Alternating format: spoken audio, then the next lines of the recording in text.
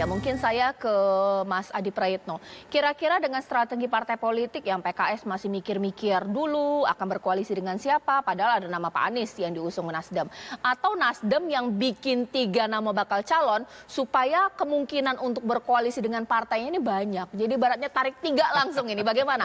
Bagus tidak strategi kedua partai ini? Apakah justru malah publik jadi malah pragmatis? Wah, partai politik cuma mau menang nih, bagaimana? Ya, dalam konteks PKS kenapa misalnya tidak buru-buru mengumumkan Anies sebagai capres ketimbang Nasdem, saya kira sangat sederhana. PKS ini kan mengklaim sebagai partai kader. Justru akan tidak elok kalau yang diumumkan adalah outsider, orang luar yang selama ini memang tidak ada kaitannya dengan PKS. Sepertinya PKS sedang menghitung bahwa dalam waktu dekat misalnya akan memunculkan kader internal terbaik mereka, mungkin Dewan Syuro ataupun Presiden PKS yang coba untuk diproyeksikan sebagai kandidat. Ya. Karena PKS sejak awal sudah menyatakan dirinya sebagai kader, itu artinya setiap politik elektoral, pileg, pilkada, dan pilpres, mestinya yang diusung adalah kader. Meski pada saat yang bersamaan kita tahu suasana hati basis pemilih PKS itu memang Anies betul ya. Nah, beda dengan Nasdem yang sejak awal menjadi partai terbuka. Jadi melintas batas, melintas parpol, kalau kemudian ada figur-figur yang dinilai potensial atas nama anak bangsa tentu saja, seperti Anies, kemudian Ganjar, Andika Perkasa, itu kemudian diproyeksikan sebagai kandidat capres. Sederhana menurut saya. Satu, ini insentif elektoralnya juga diharapkan sebenarnya.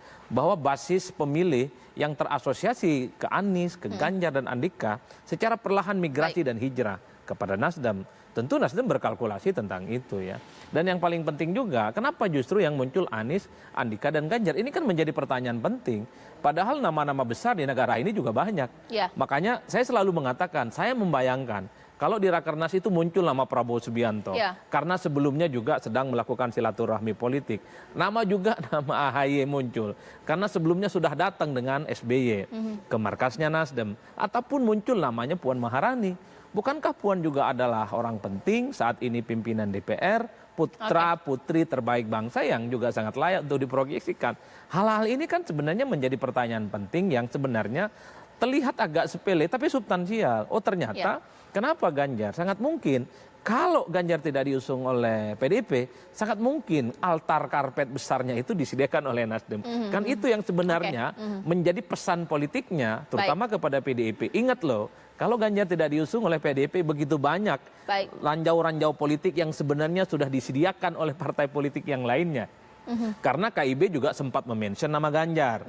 Sangat potensial untuk diusung, apalagi kemudian Nasdem melalui Rakernas kemarin. Tapi semuanya ala kulihal, semua ini tidak akan berjalan bisa dipastikan konsisten dan awet sampai 2024. Jangankan ini adalah koalisi yang masih cukup dini, koalisi-koalisi pilpres yang sudah terbentuk, kalah dan menang, itu bubar jalan. Dan itu sudah terjadi pada pilpres kita. Mas Willy, dengan strategi Partai Nasdem ini sekiranya apa bahwa Partai Nasdem secara terbuka mendeklar bahwa inilah strategi dari Partai Nasdem yang mungkin tanda kutip pragmatis bahwa sekali dayung 3 pulai, langsung kasih 3 calon dengan siapapun yang paling mau berkoalisi dengan dirinya. Apakah seperti itu kemudian image yang akan disampaikan kepada publik atau bagaimana?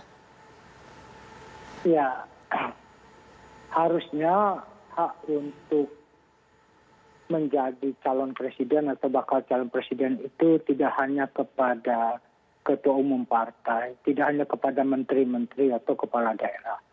Setiap warga negara yang merasa mampu itu memiliki hak harusnya. Nah, di kita memang ruang ekspresi, ruang kandidasi itu sangat terbatas. Nasdem mencoba menerabas itu. Jadi kalau toh itu dianggap pragmatis, saya ingin tanya, siapa sih partai yang tidak ingin menang dalam berkontestasi dan berkompetisi? Tidak ada satupun partai, Mbak, di kolong langit ini yang berkontestasi tidak ingin menang. Tapi Nasdem menunjukkan moral obligation-nya. Kami, ketua umum kami, Bapak Surya Paloh itu mendirikan Partai Nasdem, tidak ingin jadi calon presiden. Beliau menyiapkan karpet biru seperti yang dibilang Mas Adi Praitno tadi, selebar-lebar seluas-luasnya. Bisa dicari. Ada nggak orang seperti itu yang mau berjiwa besar, legowo, partainya dipakai sebagai kendaraan? Tentu tidak banyak. Ini sacrifice kami, ini will to sacrifice-nya seorang Surya Paloh. Jadi kita harus melihat secara objektif. Mungkin ini pilihan yang Nasdem anggap presisi untuk Partai Nasdem. Apakah ini kompatibel untuk partai lain? Mungkin belum tentu. Tentu latar belakang subjektivitas lah, kondisi kepartaian lah yang mencerminkan pilihan-pilihan strateginya. Jadi kami mencoba berikhtiar, menganggap menyalurkan yang sejauh ini sebangun dengan aspirasi yang berkembang di tengah-tengah publik.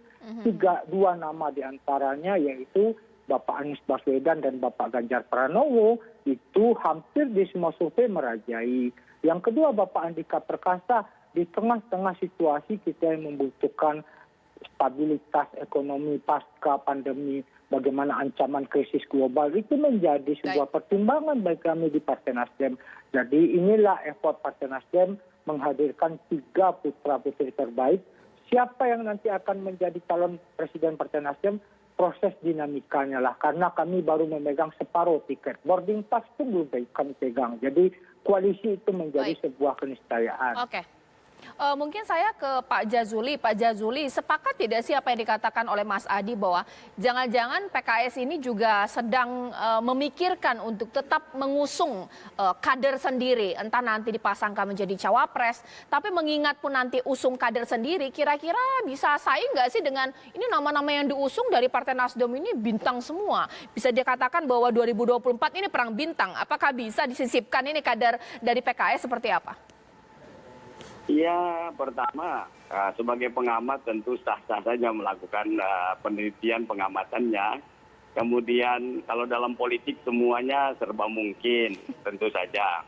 Tetapi politik PKS ini sekarang kenapa harus melakukan komunikasi yang komprehensif, baik dengan partai-partai politik maupun juga dengan kandidat-kandidat yang muncul.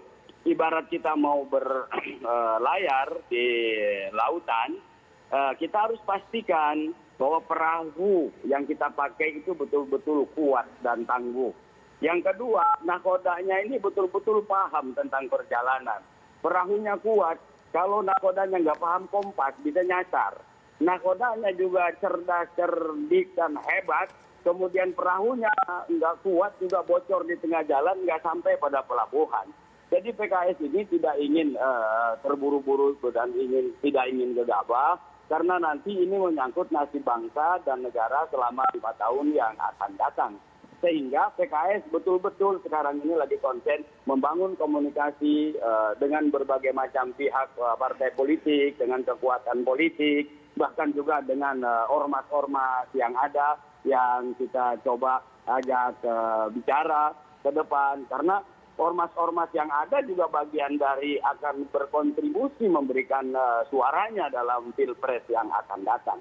Itulah sebabnya PKS perlu diberi ruang untuk terus mendalami, mengkaji secara seksama, sehingga betul-betul kalau nanti berlayar perahunya kuat, nakodanya paham jalur, paham arah, paham tujuan, dan seterusnya. Kalau terpilih nanti negara kita menjadi negara yang maju, berkarakter, berintegritas, adil, sejahtera, pokoknya hebat.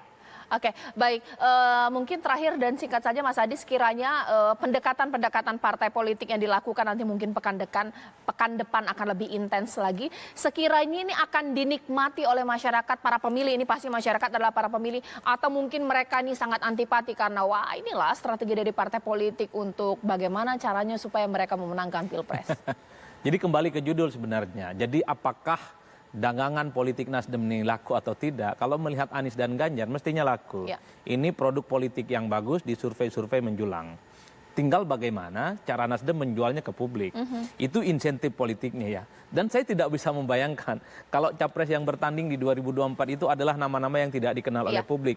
Misalnya koalisi semut merah yang maju itu adalah Muhaimin Iskandar dengan Ustadz Jazuli. Bagaimana persepsi publik? Saya itu aja yang kebayang gitu ya. Makanya saya selalu sebut, kan sekarang sedang terjadi perang terbuka tuh.